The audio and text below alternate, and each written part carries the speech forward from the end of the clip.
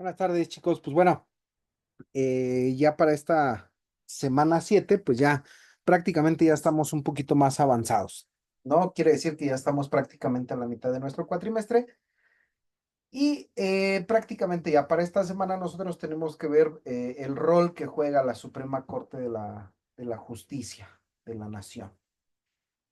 Muchas preguntas, muchas incógnitas que nosotros llegamos a tener como abogados dentro de esta parte de la Suprema Corte de Justicia de la Nación.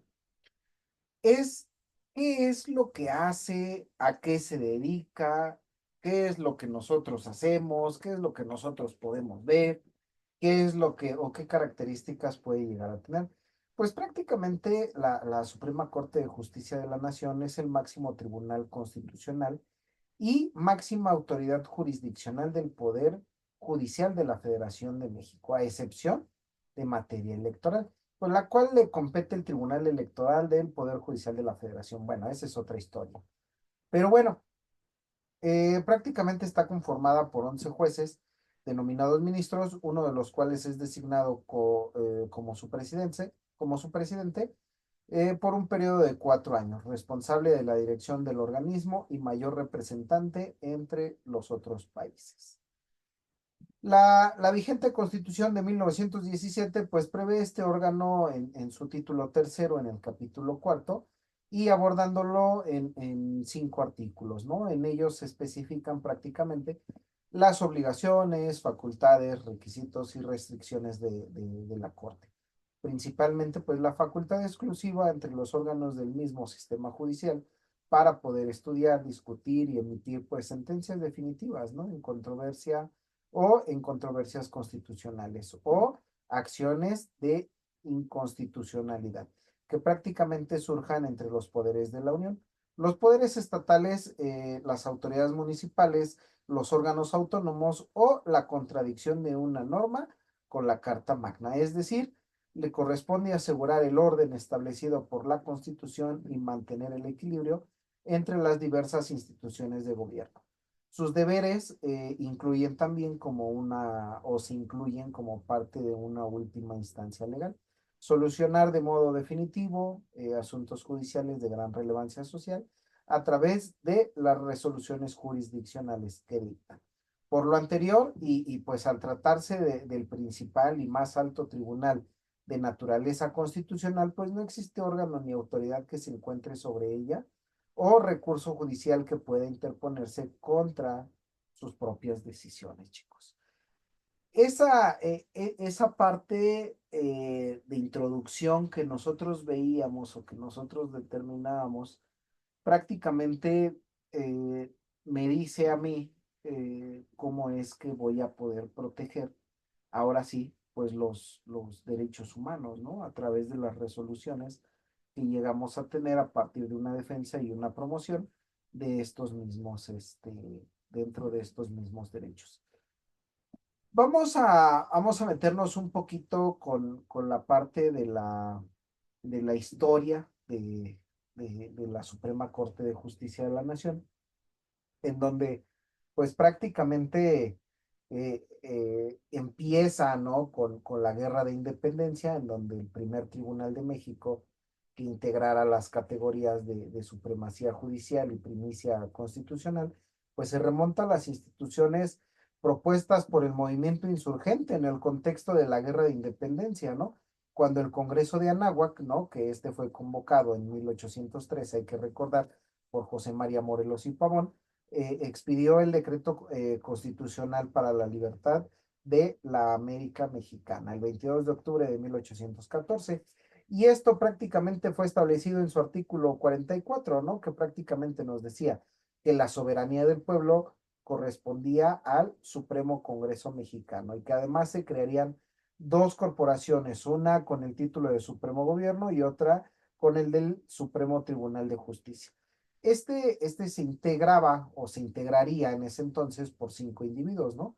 Que prácticamente la corporación de individuos que la compusieran, pues sería renovada cada 3 años en la forma siguiente. En el primero y en el segundo saldrán 2 individuos y en el tercero saldrá uno. todos por medio de un sorteo que habrá o que se hará dentro del Supremo Congreso. Prácticamente tendrían a dos fiscales letrados, uno para la materia civil y otro para la materia penal, que tendría un dicho tribunal, ¿no? Prácticamente el tratamiento de Alteza para aquellos que lo compusieran como tribunales, perdón, como titulares del mismo. Prácticamente se determinaba como una excelencia y durante el tiempo de la comisión y que los fiscales y secretarios durante su ejercicio deberían de ser llamados como su señoría. Al tribunal se le dotaba, ¿no? Además de la facultad de proceder directamente contra los funcionarios del Congreso y del gobierno, de conformidad pues con las causas y faltas que contemplaba prácticamente el decreto. Aquel tribunal funcionó en 1815 en distintas ciudades de la Nueva España, siendo instalado en la hoy población de Michoacán. Sin embargo, su alcance fue limitado, ¿no? Y al igual que la mayor parte de estatutos e instituciones insurgentes, pues no sobrevivirían prácticamente a la caída pues de Morelos, ¿no? Que fue prácticamente quien inició con toda esta parte. Los primeros años de vida independiente, en donde los documentos antecesores a la consumación de la independencia, que fue el Plan de Iguala, el Tratado de Córdoba, así como el Acta de Independencia del Imperio Mexicano, pues no contemplaron la organización del Poder Judicial y por ende la conformación de un tribunal que tuviera pues las categorías de Supremo y Constitucional. No obstante, el ejercicio de la impartición de justicia surgió en manos de los juzgados, ¿no? De la desaparecida, pues, Nueva España, como era conocida en ese entonces, ¿no? Bajo los lineamientos de quién, pues, de la Constitución de Cádiz. El reglamento provisional político del Imperio Mexicano, que se determinó en 1823, pues prácticamente marca el inicio de la vida jurídico-política de México o de nuestro México independiente, ¿no? Ya que este pues fue el primer estatuto legal que constituyó un órgano supremo y pues constitucional, ¿no? Que encabezaría prácticamente el Poder Judicial. El reglamento establecido en 9, ¿no? El número de ministros integrantes y le otorgaba la facultad de juzgar a los integrantes del gobierno en relación con los delitos que contemplara la ley, ¿no? Su denominación era Supremo Tribunal de Justicia, no obstante, pues nunca pudo concretarse su conformación, ¿no? Dada la inestabilidad y consecuencia, o a consecuencia de la caída de este imperio prácticamente español. A la caída del primer imperio mexicano, el acta constitutiva de la Federación Mexicana delimitó de manera definitiva la división de poderes, ¿no? Poniendo a la cabeza judicial, pues una Corte Suprema de Justicia. ¿Y esto cuándo se da? Pues en 1824, ¿no? Que fue promulgada la Constitución Federal de los Estados Mexicanos, documento en el que ya se dispone de manera específica la conformación, facultades y elección del nuevo órgano. La primera sesión pues fue inaugurada el 15 de marzo de 1825 en el ya conocido pues Palacio Nacional. Los primeros ministros pues fueron Miguel Domínguez, José Isidro Yáñez, Manuel de la Peña y Peña y pues así sucesivamente, ¿no? Existieron varios. Y como ministro fiscal se nombró entre todos ellos a Juan Bautista Morales, que prácticamente entre 1830 y 1838 se desconoce esta lista completa de miembros por no haber sobrevivido las actas del Tribunal Pleno, sino a partir del año de 1839. Sin embargo, pues por fuentes alternas se sabe que entre los miembros de la Suprema Corte quedaba en un periodo en donde pues se encontraban el maestro Bautista Morales, el maestro Flores Alatorre, el maestro Andrés Quintana Roo y José Domingo Ruz. ¿Qué fue lo que pasó después con esta parte de la historia? Bueno, pues existe una parte que se llama Corte del Centralismo, que se da entre 1836 y 1855. ¿Por qué? Pues porque aquí México vivió bajo el centralismo, por lo que los estados desaparecieron y en su lugar fueron creados departamentos y se promulgó una nueva constitución conocida como las siete leyes. Aquí ya prácticamente en las siete leyes empezábamos a sentar las bases de lo que hoy conocemos como la Suprema Corte de Justicia de la Nación. Después viene la Corte y la inestabilidad de nuestro país. ¿Por qué? Pues porque ante el triunfo del liberalismo en 1855, el presidente Ignacio Comonfort pues publica una convocatoria al Congreso Constituyente, ¿no? Reunido de enero a diciembre de 1856 y el cual resultó pues en nuestra Constitución de 1857. Aquí, chicos, pues ya prácticamente teníamos un estatuto provisional del Imperio Mexicano, ¿no? Y donde ya teníamos prácticamente ya las bases para la instalación de un Supremo Tribunal del Imperio. ¿Qué fue lo que pasó? Pues años después, con la Corte, durante el Porfiriato, que va de 1877 a 1882, que presidió la Corte Suprema de Justicia, ¿no? ¿Quién fue? Pues Luis Ignacio, no, Ignacio Luis Vallarta, que durante su gestión pues fue promulgada por el Ejecutivo Federal prácticamente en ley el 3 de octubre de 1882. Y aquí se empieza a tener la impartición de justicia, que fue un tema central para la sociedad de quién, pues de esa época, chicos. De ahí viene la Revolución y Constitución de 1917, que prácticamente era lo que veíamos, ¿no? En semanas pasadas, en donde prácticamente en los acontecimientos o en el marco de los acontecimientos de la Revolución Mexicana, la Suprema Corte fue desconocida al igual que todos los poderes, ¿no? ¿Por qué? Pues por el Plan de San Luis, en donde prácticamente se estuvo dirigiendo entre sus críticas al órgano jurisdiccional o judicial, prácticamente o principalmente por su ineficiencia en los preceptos de equidad de la impartición de justicia. Y todo esto, chicos, nos lleva a la corte, al presidencialismo y a la obtención de la autonomía. ¿Por qué? Pues porque prácticamente desde la aprobación de 1917 con la Constitución hasta antes del 20 de agosto de 1928, la Suprema Corte se componía por 11 ministros funcionando en pleno y dos en salas. Y a partir de la reforma de este artículo 94, nos dice prácticamente la Constitución Federal que la Corte se vio integrada por 16 ministros funcionando en pleno y 3 en sala. ¿Qué quiere decir? Que en 1934 hubo otra reforma de la integración de la Corte y se aumentó el número de ministros de 16 a 21 como parte y se crea una sala más. Estos acontecimientos pues nos empiezan a decir que empieza a tomar una autonomía este sistema judicial y este sistema judicial también nos empieza a reiterar cómo es que nosotros logramos entender o cómo es que nosotros logramos adaptarnos a esta parte funcional que llegamos a tener como parte de la Suprema Corte de Justicia, ¿no? ¿Por qué? Pues porque llega a tener funciones clave que prácticamente es la protección y defensa de los derechos humanos, incluyendo pues la revisión de amparos, ¿no? Prácticamente es la interpretación de leyes y la resolución de controversias entre autoridades. Y esto asegura pues que se respeten, ¿qué? Pues los derechos de los ciudadanos, que a su vez nos trataron de decir o nos trataron de formalizar como parte de una estructura social. Todo esto, chicos, pues llega a tener ciertas funciones clave y generales dentro de la Suprema Corte, que esto nos los describen el artículo 94 en su párrafo octavo y noveno y en el artículo 105 constitucional, ¿no? Que prácticamente así es como o se determina como el décimo de la Ley Orgánica del Poder Judicial de la Federación.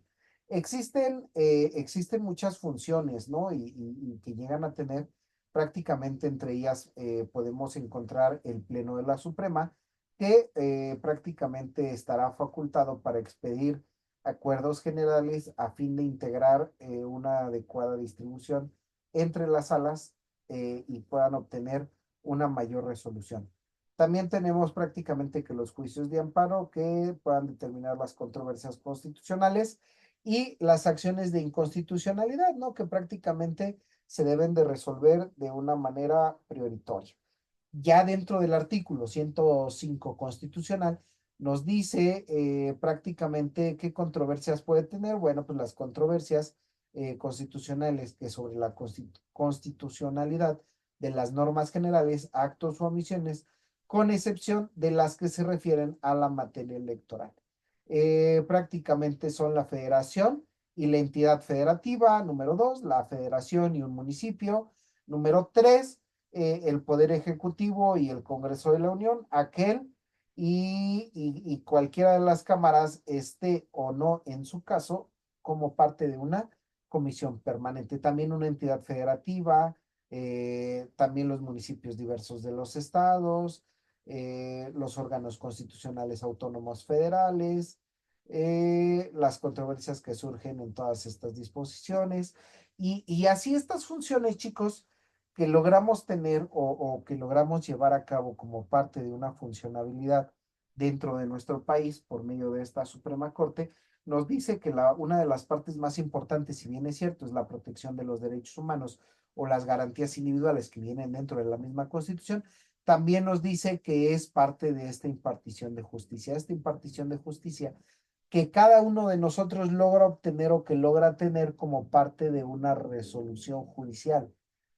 Ojo, parte de una resolución judicial. ¿Esto qué quiere decir? Que cada uno de nosotros va a poder transmitir o va a poder dar una interpretación de las mismas leyes, de las mismas normas. Ahora, ¿tenemos mecanismos de protección? Claro, el mecanismo más importante es el juicio de amparo y de ahí vienen las acciones de inconstitucionalidad.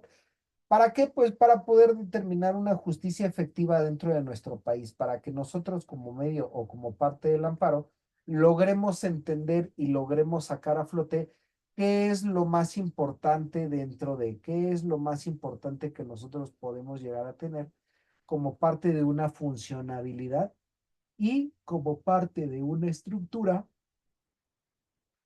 formal dentro dentro de la Suprema Corte. ¿Para qué? Yo les decía, pues para que pueda proteger nuestros derechos, para que pueda proteger todas nuestras garantías individuales y lo más importante, que sea equitativa, ¿no? A la hora de la repartición de justicia. La Suprema Corte de Justicia, pues prácticamente ha tomado todas las, ¿cómo decirlo? Todas las decisiones relevantes que se han dado en nuestro país como parte pues, de esta misma funcionalidad que llega a tener. Eh, Uno de los puntos más importantes que yo le veo es prácticamente el compromiso con la igualdad que llega a tener el día de hoy, pues el sistema de justicia. Y este sistema de justicia a mí me va a decir si realmente me puede ayudar o si realmente me puede funcionar para poder obtener algo nuevo o simplemente me va a poder dejar hacer o realizar qué características llevo dentro y fuera de esta equidad de justicia, dentro de esta igualitaria o forma parte de esta justicia. ¿Por qué ellos prácticamente toman las decisiones? Bueno, pues ellos prácticamente toman las decisiones para que nosotros podamos abordar con una mayor claridad, obvio, nosotros como abogados, ciertas tesis, vamos a ver más adelante qué es una tesis y cómo se trabaja, prácticamente una tesis para que a nosotros nos pueda ayudar a la resolución de un caso, a la resolución de una estructura que se llega a tener dentro, ojo, dentro y fuera de esta vulnerabilidad de los derechos. Esta Suprema Corte de Justicia, chicos, a pesar de que llega a tomar las decisiones de los asuntos más relevantes, también es de suma importancia recordarles que cada una de estas situaciones tiene que estar estructurada, ojo, estructurada. ¿Con quién? Pues con la persona que lo cometió, o no precisamente con ella, sino con características especiales que pues llegan a formularse dentro de esta parte, chicos, ¿vale? ¿Qué desafíos llega a tener prácticamente la Suprema Corte? Bueno, pues dentro de estos desafíos que llegan a tener, pues prácticamente se empiezan a tener como parte de un pleno de una reunión, ¿no? De estos 11 ministros, Pues ya que el presidente de la Suprema Corte, el ministro presidente, pues no participa en ninguna de ellas. Y estos retos que se llegan a obtener o que se llegan a tener, pues prácticamente empiezan a formularse como parte de una misma estructura social, como parte de una informalidad, si lo quieren ver así, como parte de estos derechos humanos. ¿Por qué lo decimos así? Porque muchas veces no se alcanza a captar esta forma que llega a tener la sociedad para poder estar o vivir en armonía dentro de la misma estructura social. ¿Por qué? Bueno, pues porque al final del día, a pesar de tener tantos logros, entre ellos prácticamente la capacitación general que ha tenido esta Suprema Corte y la renovación que ha tenido esta Corte, pues ha sido impresionante. También es muy importante entender que cada uno de ellos pues no llega a limitar, ¿no? Una participación judicial. Y esta participación judicial, pues muchas veces me llega o a mí me llega a determinar ciertos obstáculos que empiezan a limitar esta protección de derechos humanos. Vamos a hablar un poquito del amparo, bueno, eso ustedes lo van a ver en la materia de amparo y más adelante también lo vamos a retomar, pero muchas veces el hecho de limitar el acceso judicial, a mí me merma como abogado, pues porque no tengo esa misma formación, yo les decía, en la parte de amparos. ¿Por qué? Pues porque prácticamente un amparo que esté estructurado como parte de una violación o dentro de una inconstitucionalidad, pues claro que se la van a dar y claro que cada uno de nosotros empieza a tomar y a retomar esta misma estructura social. Y esta misma estructura social a mí me va a poder ayudar a encontrar un equilibrio entre la protección de los derechos humanos y la impartición de justicia, que era lo que veíamos en un principio, ¿no? Prácticamente la impartición de justicia tiene que ver, ojo, tiene que ver con lo que yo estoy haciendo y por lo mismo o por ende su mismo resultado es darle a cada quien lo que se merece. Y entonces ahora sí, prácticamente este último desafío que llega a tener la Suprema Corte de Justicia es prácticamente esta resistencia política, ¿no? Prácticamente esta resistencia política que se llega a ver mermada muchas veces con lo que nosotros llegamos a tener como parte de una sociedad, como parte de lo que yo estaría buscando, ¿no? Yo lo digo así, como parte de lo que yo estaría buscando y es encontrar, yo les decía, o mejor dicho, evitar los obstáculos para la impartición de justicia. Más en la parte de derechos humanos, perdón, más en la impartición de derechos humanos, porque aquí tenemos unas broncas bien canijas, chicos. Tenemos broncas incluso como parte de una mediación estructural al poder dar una excitación al órgano jurisdiccional y que éste nos haga caso. Y cuando se llega a ver desde ese punto de vista, bueno, pues entonces ahora sí, cada uno de nosotros va a poder entender o va a poder llevar a cabo su propia protección efectiva, ¿no? ¿De qué? Pues de estos derechos y que estos derechos a su vez logren entender o me logren llevar de la mano para poder obtener algo nuevo. Hay que recordar, chicos, que prácticamente la Suprema Corte de Justicia de la Nación ha hecho un gran esfuerzo para poder obtener una colaboración internacional.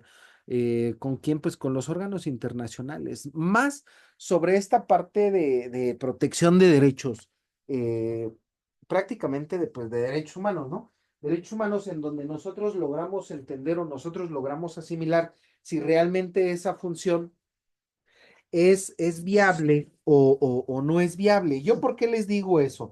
Bueno, pues porque muchas veces es de suma importancia tratar de entender qué es lo que yo obtengo con la ganancia de estas colaboraciones internacionales. Y ustedes van a decir, bueno, profe, y en realidad, pues, ¿qué es lo que se obtiene? Bueno, pues en realidad lo que se obtiene únicamente es poder determinar.